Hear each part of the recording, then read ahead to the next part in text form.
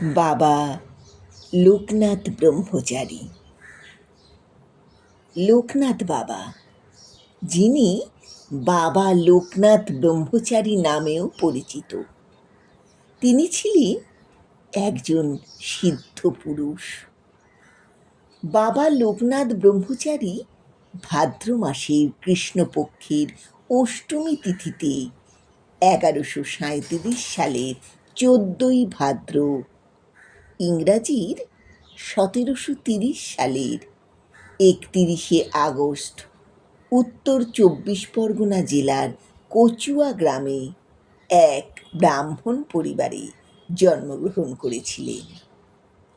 এই একই দিনে ভগবান শ্রীকৃষ্ণও জন্মগ্রহণ করেছিলেন।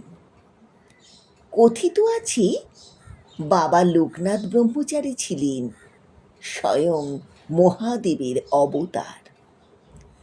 বাবা লোকনাথ ব্রহ্মচারীর পিতার নাম ছিল রামনারায়ণ ঘোষাল এবং মাতার নাম কমলা দেবী।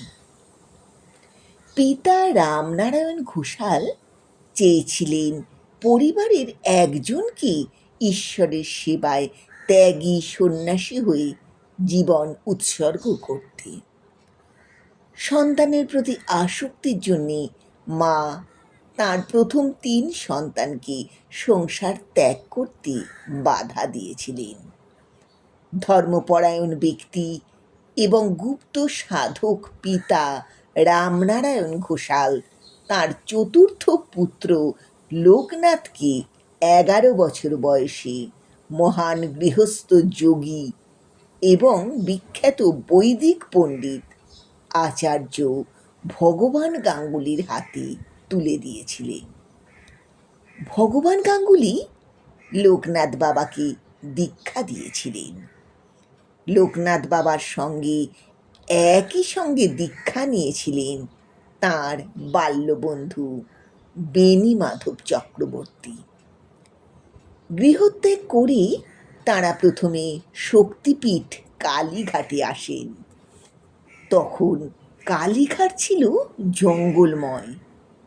সাধন ভজনের জন্যে তাঁরা এক নির্জন স্থানে আসেন। এখানে তাঁরা কঠোর সংযম ব্রত পালন করেন। দীর্ঘদিন ধরে তাঁরা নক্তব্রত অর্থাৎ দিনে অনাহারী, রাতে আহার, একান্তরা ব্রত অর্থাৎ একদিন উপবাসের পরের দিন আহার, ত্রিরাত্রি, নবরাত্রি ব্রত পালন করেন। আচার্যদেব তাঁদের ধ্যান ও যোগ শিক্ষা দেন। তারপর সিদ্ধি লাভের জন্যে তাঁরা হিমালয়ের বরফাবৃত এক নির্জন স্থানে এসে উপস্থিত হন। সেখানে কঠিন তপস্যার মাধ্যমে 90 বছর বয়সে বাবা লোকনাথ ব্রহ্মচারী নির্বিকল্প সমাধির উচ্চতম শিখরে পৌঁছান এবং পরম তত্ত্ব লাভ করেন। এরপর তাঁরা কাবুলে যান। সেখানে কোরআন এবং ইসলাম ধর্ম বিষয়ে শিক্ষা লাভ করেন। তাঁরা উপলব্ধি করেন বাহ্যিক আচার আচরণ ছাড়া হিন্দু এবং ইসলাম ধর্মের মধ্যে প্রভেদ নেই। কাবুলে মোল্লা সাদি নামে এক ধর্মশাস্ত্রজ্ঞ ধার্মিক মুসলমানের সাথে ধর্ম বিষয়ে নানান আলোচনা করেছিলেন। এরপর তাঁরা প্রথমে মদিনা এবং সেখান থেকে মক্কায় যান। যাত্রাপথে আব্দুল গফুর নামে 400 বছর বয়সী এক উচ্চস্তরের মুসলমান ফকিরকে দর্শনের জন্যে তাঁর আস্তানায় যান।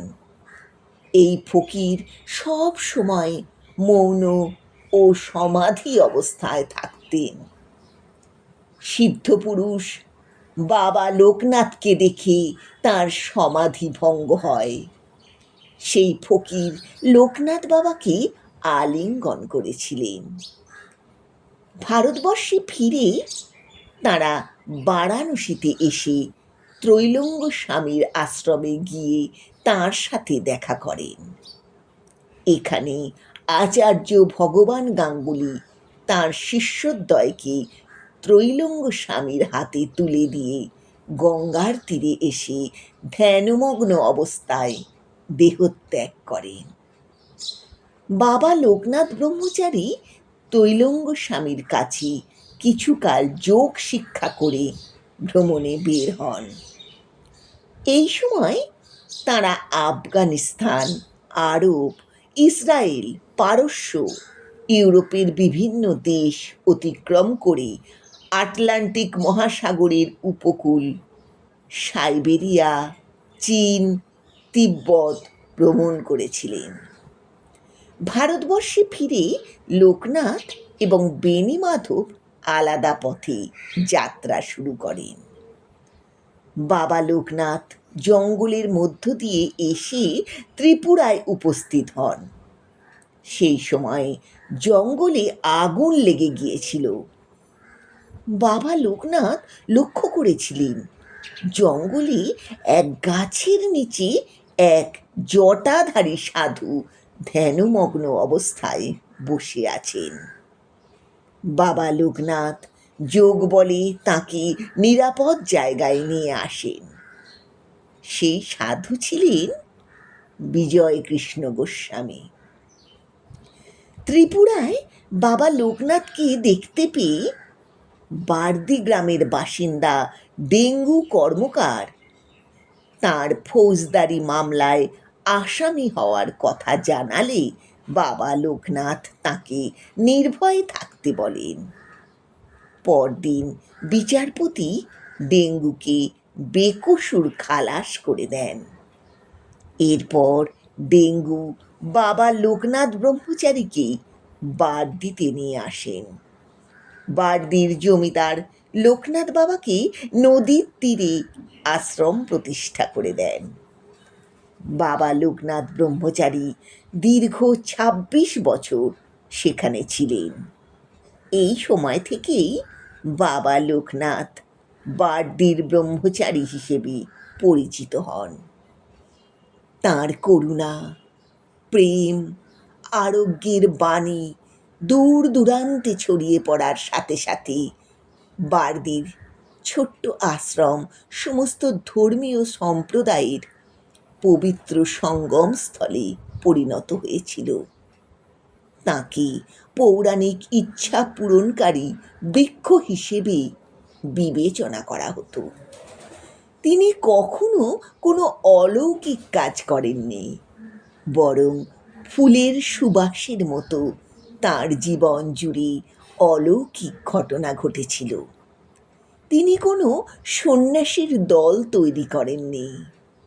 তিনি যৌগিক শিক্ষার মাধ্যমে গৃহস্থদের যোগের উচ্চস্তরে পৌঁছানোর প্রশিক্ষণ দিয়েছিলেন।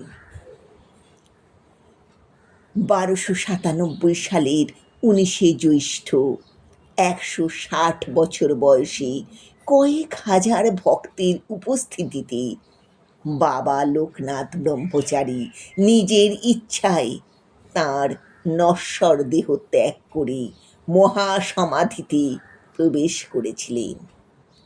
নশ্বর দেহ ত্যাগ করার আগে বাবা বলেছিলেন, আমি চিরন্তন, আমি মৃত্যুহীন, আমি সূক্ষ্ম জ্যোতিষ আকারে সমস্ত জীবের হৃদয়ে বাস করব। যে কেউ আমার আশ্রয় চাইবে সে সর্বদা আমার করুণা পাবে।